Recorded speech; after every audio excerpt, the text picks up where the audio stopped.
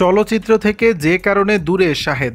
একটা সময় ছোট পর্দায় কাজ করেছেন দাপিয়ে, পরে অভিনয় করেছেন চলচ্চিত্রে, নায়িকা হিসাবে পেয়েছেন শাবনূরের মতো তারকাকেও। কিন্তু এরপর কি এমন হলো শাহেদ শরীফ খানের, আর কেন নিয়মিত হলেন না চলচ্চিত্রে?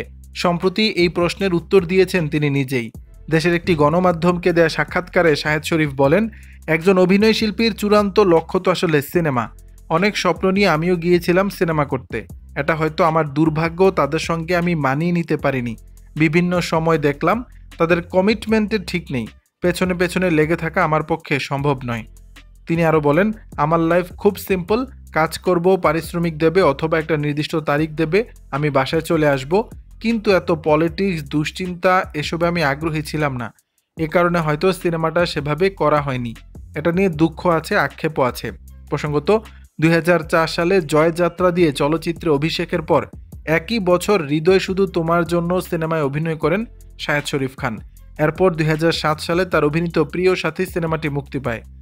এর 12 বছর পর তিনি অভিনয় করেন অজ্ঞাতনামা সিনেমায়। দর্শক, বিষয়টি নিয়ে আপনাদের মতামত জানাবেন নিচের কমেন্ট বক্সে।